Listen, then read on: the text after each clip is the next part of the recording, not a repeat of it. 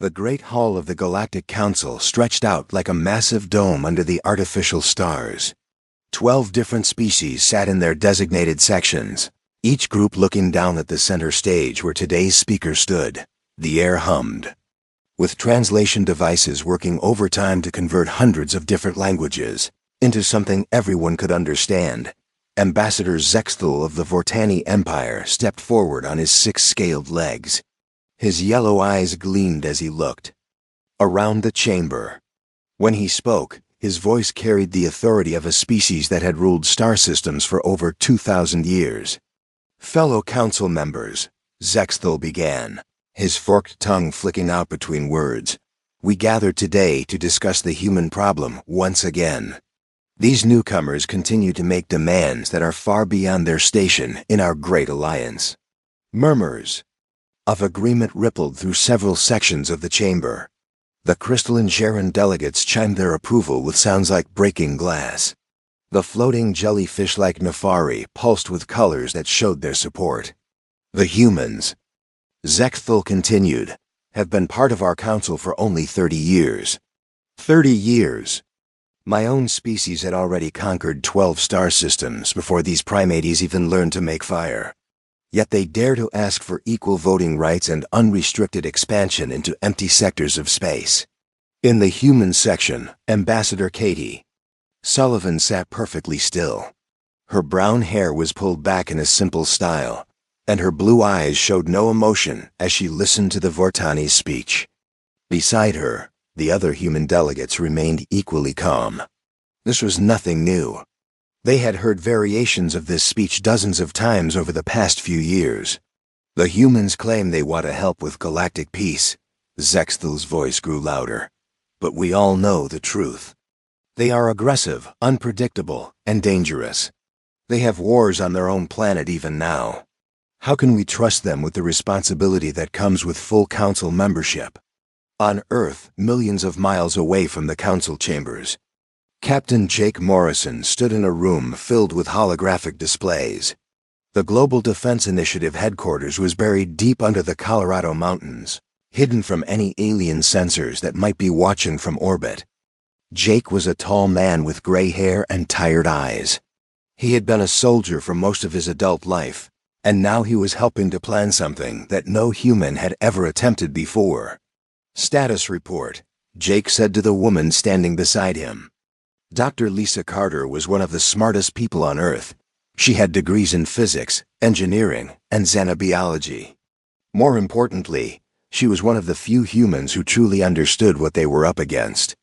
Ship construction is at 97% completion, Lisa reported, reading from a tablet in her hands. The last generation ship, New Dawn, will be ready for launch in 6 days. All civilian populations have been moved to staging areas. The agricultural ships are already loaded with seed banks and genetic samples from Earth. Jake nodded slowly. Around them, hundreds of technicians worked at computer stations, coordinating the largest evacuation in human history. For 3 years, they had been building a fleet of massive ships in the asteroid belt between Mars and Jupiter. The work had been done in complete secrecy, using mining operations as cover. The ships were unlike anything humans had built before. Each generation ship was over 5 miles long and could house 50,000 people.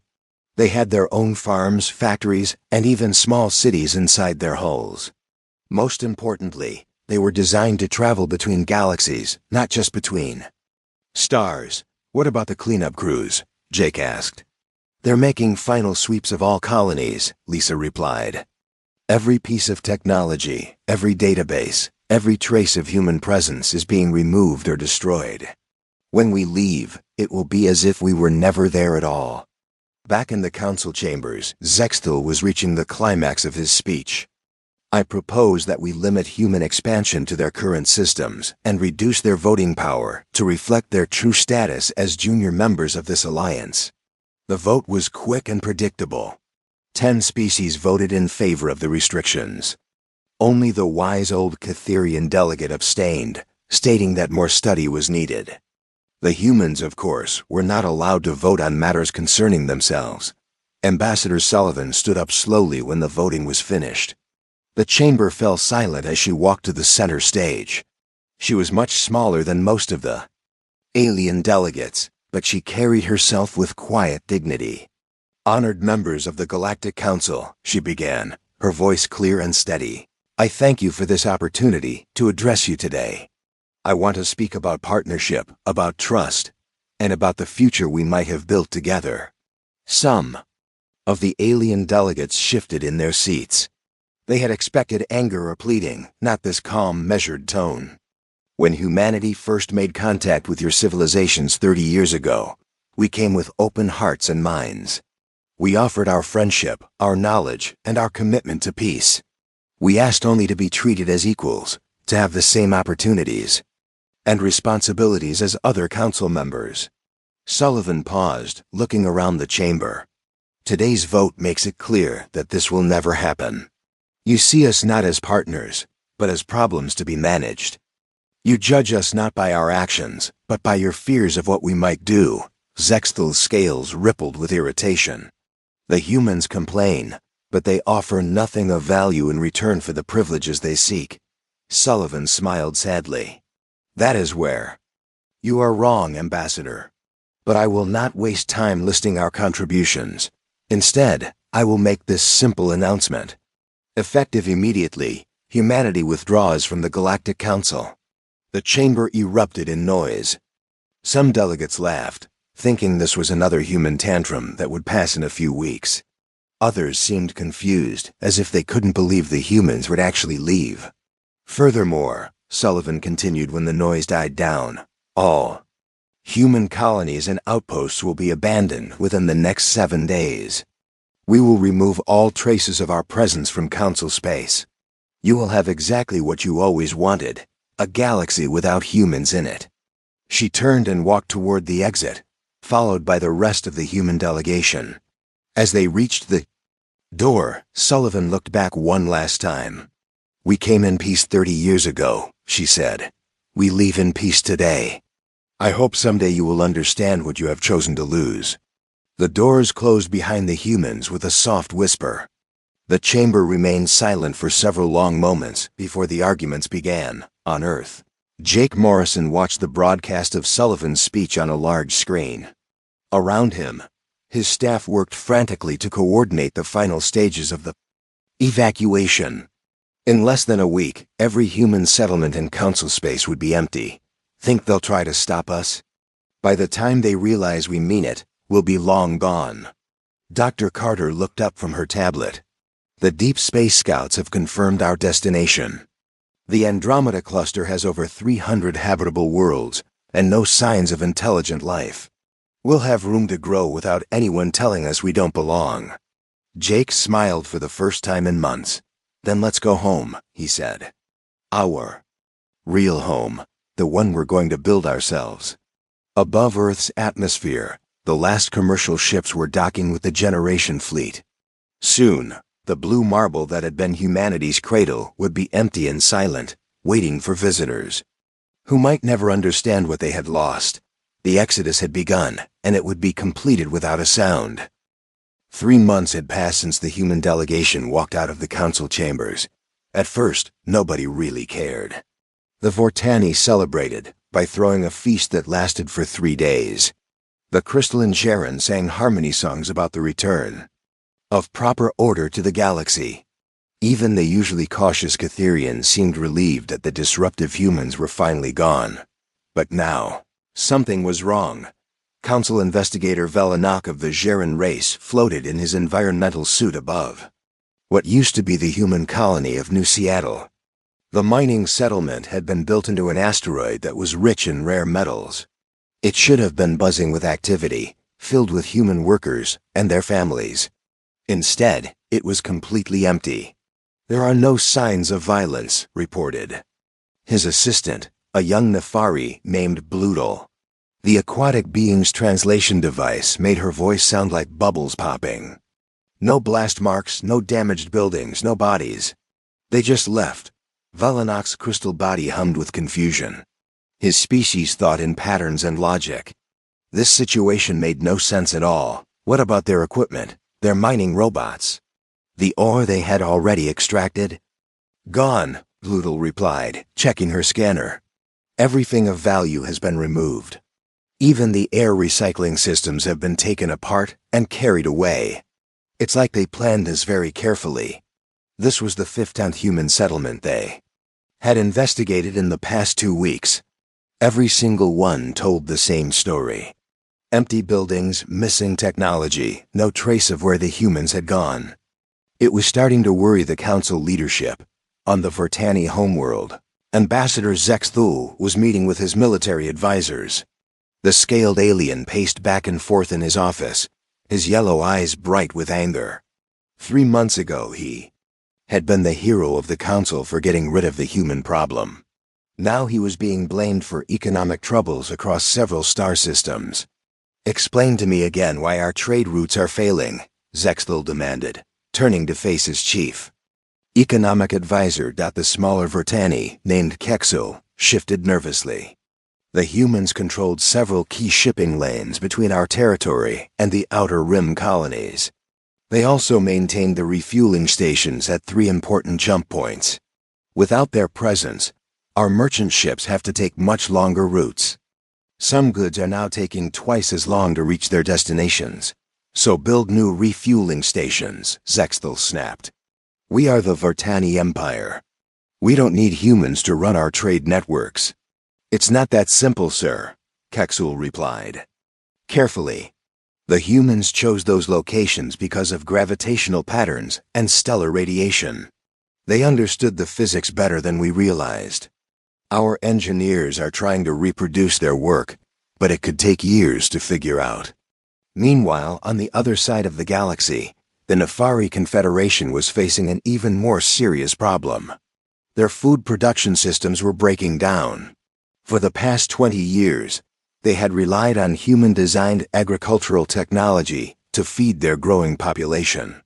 Now, with the humans gone, nobody knew how to maintain the complex systems. Dr. Yelenev, the Confederation's chief scientist, floated in her tank of nutrient-rich water, studying readouts from dozens of failing farms. The bioluminescent patterns on her jellyfish-like body flickered with stress. The crop yields are down 30% and falling, she reported to the Confederation Council. The humans gave us these systems, but they never fully explained how they worked. We thought it was simple technology, but now we realize there were hidden complexities we never understood. The news was getting worse every day. Across Council space, systems that had worked perfectly for decades were starting to fail. Nobody had noticed how much the humans had been doing behind the scenes, quietly keeping things running and solving problems before they became crises. Premier Yithler of the Council called an emergency meeting. The ancient being was one of the oldest members of the Galactic Alliance, having served for over 200 years. His species, the Ethereals, were beings of pure energy who rarely involved themselves in physical matters. But even he was beginning to understand that the situation was serious. We need to find the humans, he announced to the assembled delegates. If they won't return willingly, we may need to consider other options. What other options? Asked the hegemony representative, a mechanical being whose robotic voice showed no emotion. We don't even know where they went. Our best scouts have found no trace of their ships anywhere in Council space. That was when investigator Velenak made his report about Earth. The homeworld of humanity had been the last place anyone thought to check. After all, why would they abandon their colonies, but stay on their original planet? But when Velenak's team finally arrived in the solar system, they found something that shocked them all. Earth was empty. Not destroyed, not damaged, not conquered by enemies, just empty. The cities were still there, perfectly preserved. The roads were clean, the buildings were maintained, even the parks looked freshly tended. But there were no humans anywhere. It's impossible, Velenak reported to the Council. A planet doesn't just lose its entire population overnight. Where are the bodies? Where are the signs of disease or disaster? How does a species of 8 billion individuals simply vanish? His team had spent 2 weeks searching the planet. They found museums with carefully preserved artifacts of human history. They found libraries with books arranged in perfect order. They found homes with beds made and dishes washed, as if the owners had simply stepped out for a moment and never returned. But they also found something else. In major cities around the world, the humans had left messages. Not electronic messages that could be easily erased, but words carved into stone and metal that would last for thousands of years. We came in peace. We leave in peace. Do not follow us. The same message in dozens of human languages and several galactic standard scripts appeared in New York, London, Tokyo, Delhi, and 100 other cities. It was clear, simple, and somehow deeply unsettling. In the ruins of the United Nations building, Velenak found the longest message. It was carved into the marble floor of the main assembly hall in letters 3 feet tall. To whoever finds this record, humanity lived on this world for 300,000 years. We learned to make tools, to build cities, to reach for the stars. We dreamed of joining a community of intelligent species and working together for the good of all. That dream died when we realized that some bridges cannot be built across gaps of prejudice and fear. We go now to find a place where our children can grow up free. We leave this world clean and whole for whoever comes after. U.S. Learn from our mistakes. Be better than we were. Be better than you are. The message was signed with a simple statement: the last generation of Earth. Back in Council space, the economic situation continued to worsen. The proud Zelthran Confederation had been forced to ask for emergency food shipments when their mining colonies started running out of supplies. The Vortani Empire was facing riots on 3 different worlds as goods became scarce and expensive. Most disturbing of all, the various species were starting to blame each other for the crisis. Old rivalries and suspicions were surfacing as each group tried to secure resources for their own people. The unity that had held the Council together for centuries was beginning to crack. In his private chambers, Premier Yithler reviewed reports from across the galaxy. For the first time in his long life, he was beginning to understand that the Council had made a terrible mistake. The humans hadn't been a problem to be solved. They had been the solution to problems nobody even knew existed. But now they were gone, vanished into the vastness of space without leaving so much as a hyperspace trail to follow. And for the first time in galactic history, the Council was truly alone. The Great Silence had begun, and nobody knew how to break it. 6 months after the human exodus began, Admiral Ben Foster would have smiled if he could see what was happening back in Council space. But Ben was busy with more important things. He stood on the bridge of the generation ship, New Horizon, watching the stars stream past through the massive viewport. They were traveling faster than any human ship had ever gone before, pushed by engines that used technology the Council had tried to keep secret from them. "Navigation report," Ben called out to his crew. Lieutenant Amy Richardson, a young woman with red hair and bright green eyes, looked up from her station. "We're maintaining course for the Andromeda cluster, sir. Current speed is holding steady at 0.98 light speed. No signs of pursuit. Communications?" "Radio silence maintained across the entire fleet," reported Chief Communications Officer Steve Martinez. 215 ships, all running dark. If anyone's looking for us, they won't find us until we want to be found." Ben nodded with satisfaction. The human fleet was spread across several light years of space, but they maintained their formation through carefully timed quantum communication bursts that lasted only milliseconds. To any outside observer, they would appear to be empty space. Between the galaxies. Back in Council territory, the situation was getting worse every day. On the Vortani homeworld, Emperor Zexkar called his son Zexthul into the throne room. The massive chamber was carved from black stone and decorated with the skulls of conquered enemies. It was meant to show the power and glory of the Vortani Empire, but today it felt more like a tomb. "Explain to me," the Emperor said in a voice like grinding metal, "how the removal of one primitive species has brought our empire to the edge of economic collapse." Zexthul kept his yellow eyes fixed on the floor. 3 months ago, he had been the hero who rid the galaxy of the human problem. Now he was the fool who had destroyed the very systems that kept their civilization running. Father, we did not understand how integrated the humans had become in our operations, he admitted. They were involved in trade, manufacturing, agriculture, and transportation in ways we never realized. Be specific, the Emperor demanded. Zexthel pulled out a datapad and began reading. Our mining operations in the Kepler sector have shut down because the humans designed and maintained the atmospheric processors. Without them, the air in the mines is poisonous. Our agricultural worlds in the outer rim are experiencing food shortages because human biotechnology kept the soil fertile. 3 of our major shipping routes have been abandoned because the navigation computers used human-designed algorithms that we cannot reproduce. The Emperor's scales turned a deeper shade of black, which meant he was becoming dangerously angry. And you tell me this now? We thought their technology was simple, Zexthel said desperately. They never acted like it was advanced or difficult to understand. They just made everything work quietly, without drawing attention to themselves. On the other side of the galaxy, the Nefari Confederation was facing an even worse crisis.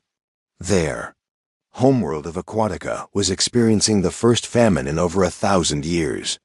The jellyfish-like beings floated in their great underwater cities, watching their food supplies dwindle day by day. Dr. Yulanef had been working around the clock, trying to understand the human agricultural systems, but every solution she tried only made things worse.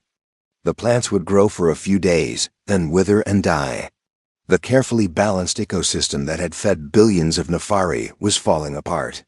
The humans didn't just give us farming technology, she reported to the Confederation Council. They gave us a complete biological system. Every plant, every microorganism, every chemical process was designed to work together. When we try to replace one component, the entire system fails. The Confederation's military commander, Admiral Kulseth, pulsed with frustrated colors. Can we force them to return? Do we have the ships to hunt them down? With what? Dr. Yulanef replied bitterly. Half our fleet is grounded because the humans designed our fuel refinement process. The other half is needed to transport food from other worlds.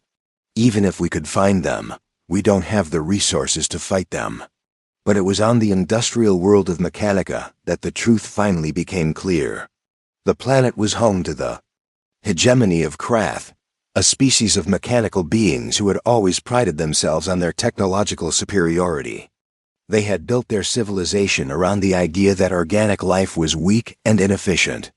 Chief Engineer Unit 447 was analyzing the failures cascading through their manufacturing systems when he made a discovery that shocked him to his circuits. The humans hadn't just provided them with technology. They had provided them with improvements to their own technology that made it work better. Impossible, Unit 447 stated to his superior. Administrative Unit 001, organic beings cannot improve mechanical systems. It is against the fundamental laws of efficiency. Examine the evidence, Unit 001 replied, his optical sensors glowing red with stress. Unit 447 pulled up holographic displays showing factory production over the past 5 years. Human-suggested modifications increased our output by 37% while reducing energy consumption by 22%. Their designs eliminated bottlenecks we did not even know existed. Continue analysis. More disturbing, their modifications were so elegant that we incorporated them into our basic systems without realizing their origin. When we tried to remove human influence from our factories, we discovered that the humans had become part of our technological foundation. For the first time in his existence, Unit 001 experienced something his programmers had not included in his emotional matrix. He felt stupid. Meanwhile, in the deep archives of the Council's Central Library, a young Catherian researcher named Pextry was making discoveries that would shake the foundation of galactic politics. The Catherian were an ancient race of scholars who valued knowledge above all else. They rarely involved themselves in political matters, preferring to study and learn. But Pextry was curious about the human situation. Something about their sudden departure didn't make sense to his logical mind. So he began researching everything the council had on file about humanity's 30 years of membership. What he found was shocking. The official records showed constant complaints about human demands and human aggression. But when Pextree dug deeper into the classified files, he found a different story. The humans had quietly prevented 3 separate wars through creative diplomacy. They had solved resource conflicts on a dozen worlds through innovative solutions. They had even prevented a plague that could have killed billions by sharing their medical knowledge freely. This cannot be correct, Pextree muttered to himself as he reviewed the data. If this is true, then the humans were not the problem. They were the solution. He looked deeper into the financial records. The humans had never asked for special trade privileges or exclusive rights to resources. In fact, they had often shared their discoveries and innovations without asking for payment. Several species had grown wealthy using human ideas and inventions. The immigration records were equally revealing. Humans had requested permission to settle in star systems that other species considered worthless. Empty systems with no valuable resources, dangerous systems with unstable stars, systems so far from civilization that no one else wanted them. They had never tried to take territory that belonged to someone else. Pextree's research painted a picture of a species that had been genuinely interested in cooperation and mutual benefit. They had contributed far more to galactic civilization than they had taken from it. And when they were rejected and insulted, they had simply left quietly rather than fight back. As the evidence mounted, Pextree realized that the Galactic Council had made the worst mistake in its history. They had driven away the best allies they had ever had, and they had done it because of pride and prejudice. The researchers' discovery would soon reach the highest levels of Council leadership, but by then, it would be too late. The human fleet was already beyond detection, carrying with them not just their people and their technology, but the hope for a better future that the galaxy had foolishly thrown away. In the void between galaxies, Admiral Ben Foster looked at the stars ahead and smiled. They were going home to a place they had never seen, but they were going there free. 1 year after the human exodus, Dr. Helen Price stood on the observation deck of the generation ship Liberty's Dawn and watched something that took her breath away. Through the transparent aluminum window, she could see their destination growing larger every day. The Andromeda Galaxy cluster stretched across the darkness of space like a spiral of diamonds, beautiful and welcoming. "It's magnificent," she whispered to Captain Tony Walsh, who stood beside her. Tony was a quiet man with gray hair and kind eyes who had served in the Earth Defense Force for 20 years before volunteering to lead one of the generation ships. "Hard to believe we're almost there," Tony replied. 2 more months and we'll be in orbit around our new home." Helen nodded, but her mind was already working on the challenges ahead. She was the chief scientist for the colonization project, and she knew that building a new civilization from scratch would be the hardest thing humans had ever attempted. But she also knew they could do it. They had proven their strength by walking away from a fight they couldn't win. "Any word from the scout ships?" she asked. Tony smiled. "Captain Dan Rogers sent a message yesterday. He's found 12 worlds that could support human life without any terraforming. Rich soil, clean water, breathable atmosphere. It's like the galaxy was waiting for us." Back in Council space, the situation had gone from bad to catastrophic. The great chamber where the Council met was half empty now. 3 entire species had withdrawn from the Alliance to focus on their own survival. The remaining delegates sat in small groups, no longer the unified body that had once ruled 1,000 star systems. Premier Yithler floated at the center of the chamber, his energy form flickering with exhaustion. In his 200 years of service, he had never seen the Council so close to complete collapse. Trade between the member worlds had dropped to almost nothing. Several worlds were experiencing civil unrest as their populations demanded answers about the failing systems. "We need to discuss the Cytherian report," he announced to the remaining delegates. The report that Pextree had prepared was now public knowledge, and it had shaken the foundations of galactic politics. The young researcher had documented 30 years of human contributions to Council civilization, and the evidence was overwhelming. Far from being the aggressive, demanding species they had been portrayed as, humans had been model citizens who had given far more than they had received. Ambassador Zexthal, who had once been the loudest voice against humanity, now sat in silence. His political career was over, and he knew it. The Vartani Empire had lost half its territory, as Worlds declared independence rather than starve under his leadership. "The evidence is clear," spoke Elder Colder of the Nefari. The ancient being's voice was weak, and his normally bright colors had faded to dull grays. "We were wrong about the humans. Completely, utterly wrong." "Wrong about what specifically?" asked Unit 001 of the Krath hegemony. The mechanical being's voice showed no emotion, but his optical sensors dimmed with what might have been shame. Elder Colder activated a holographic display that showed the human requests over their 30 years of membership. They never asked for special privileges.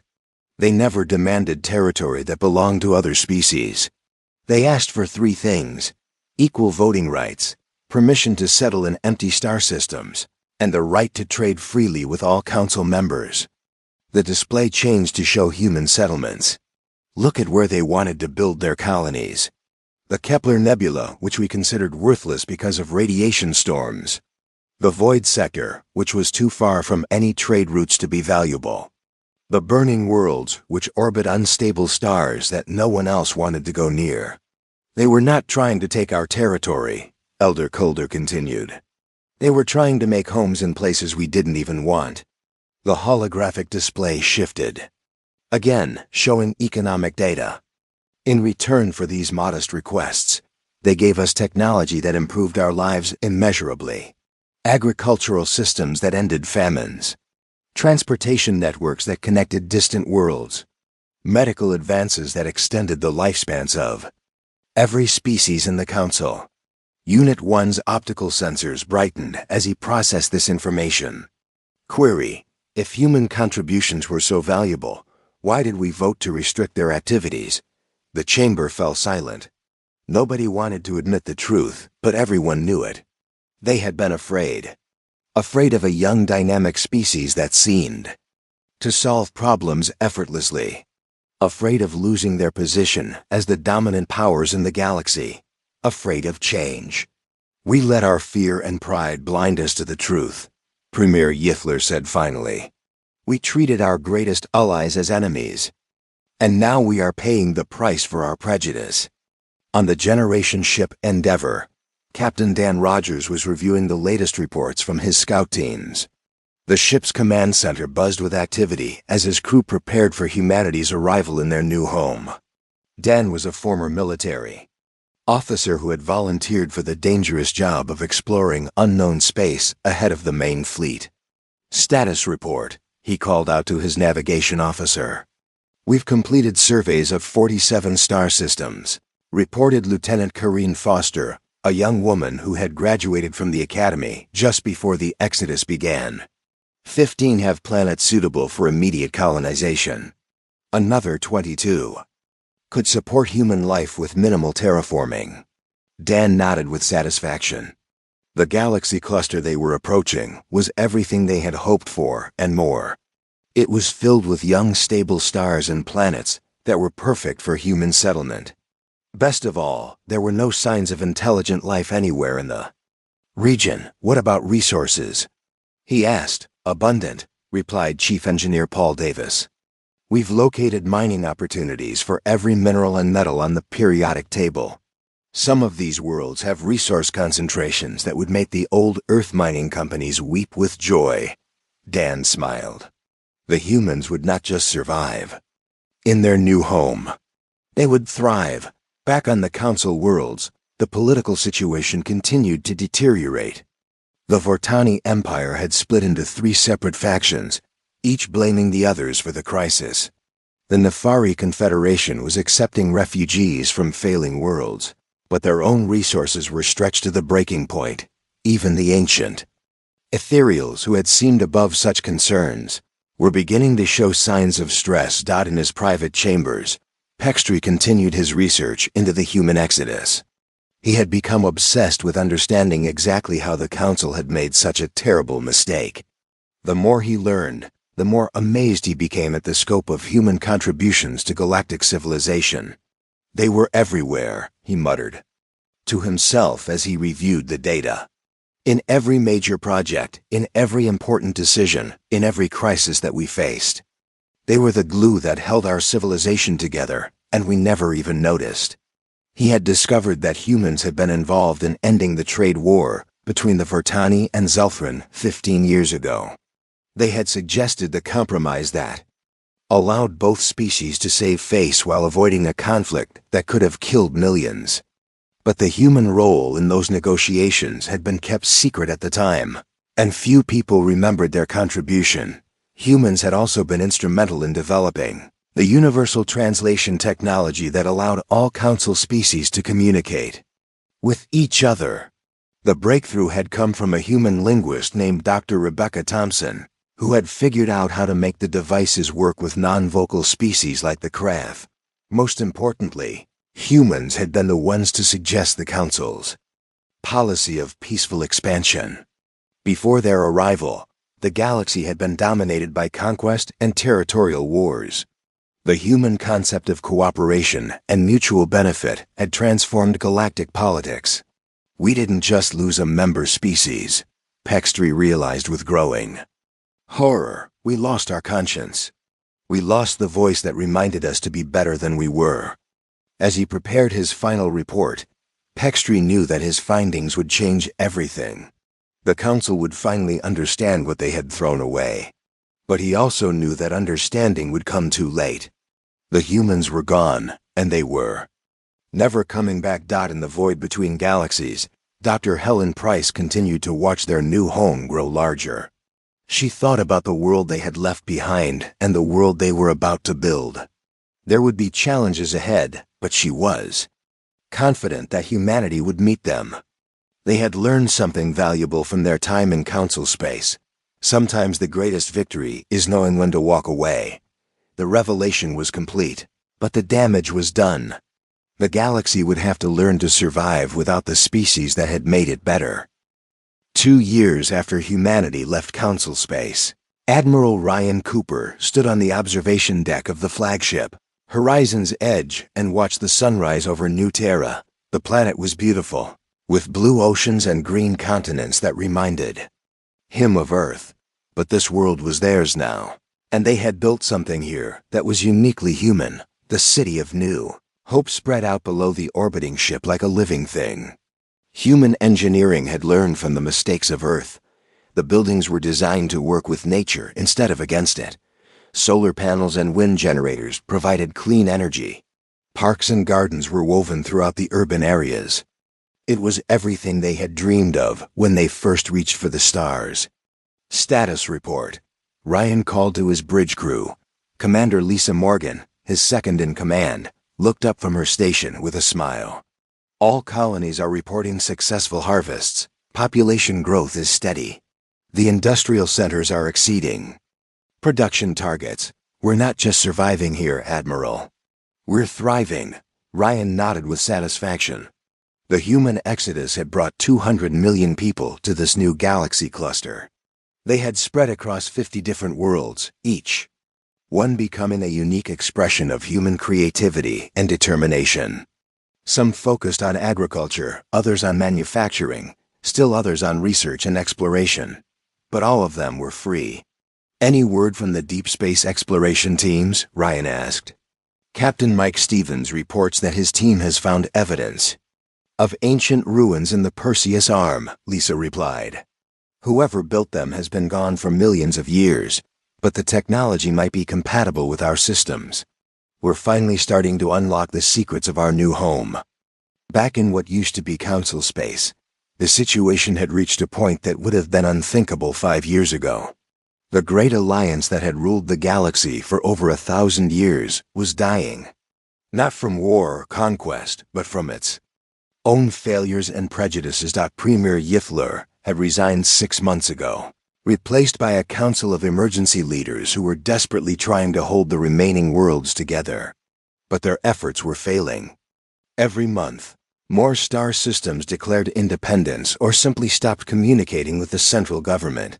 On the Vertani homeworld, Emperor Zexkar was meeting with what remained of his advisors. The proud empire that had once controlled. Hundreds of worlds now held fewer than 30. The rest had either joined other factions or declared themselves independent nations. "Give me options," the emperor demanded, his scaled features showing the stress of constant crisis. "We could try to find the humans," suggested General Morthek. "If we could convince them to return and help us rebuild, with what?" Zexkar interrupted bitterly. "We have no ships that can travel between galaxies. We have no technology they would want. We have nothing to offer them except the same prejudice and contempt that drove them away in the first place." The truth was painful but undeniable. The humans were gone, and they were never coming back. The galaxy would have to learn to survive without them. On the aquatic world of Nefari Prime, Dr. Yelena was working on what might be her final research project. The Confederation was slowly starving as their agricultural systems continued to fail. Food riots had broken out on 6 different worlds, and the government was powerless to stop them. "We could try to reverse engineer the human biotechnology," she suggested to the Emergency Council. "How long would that take?" asked Admiral Kulseth, his bioluminescent patterns dim with exhaustion. 50 years, maybe 100, Yelena replied. "Honestly, the humans didn't just give us farming technology. They gave us a complete ecosystem that took them decades to develop. We're trying to rebuild something we never truly understood." The same scene was playing out across the galaxy. The Krath hegemony was struggling to maintain their factories without human engineering improvements. The Zelthran Confederation was facing transportation crises as their shipping networks collapsed. Even species that had never directly worked with humans were feeling the effects as trade and cooperation broke down. But perhaps the most significant change was happening in the mind of a young Kitherian researcher. Pextry had become the galaxy's leading expert on human civilization, and his work was changing how entire species thought about cooperation and diversity. "The humans understood something that we did not," he explained to a gathering of scholars and politicians. "They knew that strength comes from working together, not from dominating others. They knew that the best solutions often come from the newest perspectives, not the oldest traditions." His audience listened carefully. Pextry had become something of a celebrity since his research had exposed the truth about humanity's contributions to galactic civilization. "Look at how they left," he continued. "They could have fought us. They had the technology and the determination to wage war against the entire council. Instead, they chose to walk away and build something better elsewhere. That takes a kind of courage that we never recognized." On New Terra, Captain Sarah Mitchell was leading a team of explorers through the ruins that Mike Stevens had discovered. The ancient structures were clearly the work of an advanced civilization, but they had been abandoned long before humans or any other council species had reached the stars. "What do you think happened to them?" asked Dr. Robert Blake, the team's archaeologist. Sarah examined the smooth walls covered with strange symbols. "Maybe they made the same mistake the council did. Maybe they drove away the people who could have helped them survive." It was a sobering thought. The ruins showed signs of rapid abandonment, as if an entire civilization had simply packed up and left. The parallels to humanity's own exodus were impossible to ignore. Back in council space, some species were finally beginning to learn from their mistakes. The remaining Kitherian had established new policies welcoming refugees and newcomers. They had created councils where every voice was heard equally, regardless of how long a species had been part of their alliance. The young Nefari government had begun teaching human philosophy in their schools, trying to understand the mindset that had created such innovative solutions to complex problems. They were slowly rebuilding their agricultural systems using principles of cooperation and sustainability that humans had tried to teach them years ago. Even some Vortani were questioning the aggressive traditions that had defined their culture for thousands of years. A small but growing movement was calling for peaceful expansion and diplomatic solutions to territorial disputes. But these changes came too late and affected too few. The Great Galactic Council was finished, broken apart by its own inability to recognize the value of diversity and cooperation that on New Terra. Ryan Cooper walked through the streets of New Hope and marveled at what humanity had accomplished in just 2 years. Children played in parks that had been designed by artists and engineers working together. Scientists from different human colonies shared their discoveries freely. Former soldiers worked alongside former civilians to build something that had never existed before, a truly free society. Any regrets? Asked Lisa Morgan as she joined him on his evening walk. Ryan thought about the question carefully. About leaving? No. About what we might have built together if they had been willing to try. Sometimes. They walked in comfortable silence through the bustling city. Around them, humans were living the dream that had brought them to the stars. In the first place, they were free to explore, to create, to grow, and to become whatever they chose to be. Do you think they'll ever understand what they lost? Lisa asked. Ryan looked up at the stars visible through the city's transparent dome. Somewhere out there, across an impossible gulf of space and time, the species of the old galaxy were struggling to survive in the wreckage of their prejudices. Some of them already do, he said quietly. But understanding and wisdom are two different things. We offered them partnership, and they chose dominance. We offered them cooperation, and they chose competition. Maybe their children will be smarter than they were. As they reached the central plaza, Ryan stopped to read the inscription carved into the monument that stood there. It was the same message that humans had left on Earth, but with one important addition. We came in peace, we left in peace, we learned to be better. Now we are home. The galaxy had taught humanity a hard lesson about the nature of power and prejudice.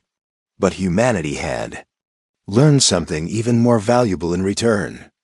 They had learned that sometimes the greatest victory is not in conquering your enemies, but in having the courage to walk away and build something better. The Council had finally understood what they had lost, but humanity had discovered something far more precious. They had found themselves.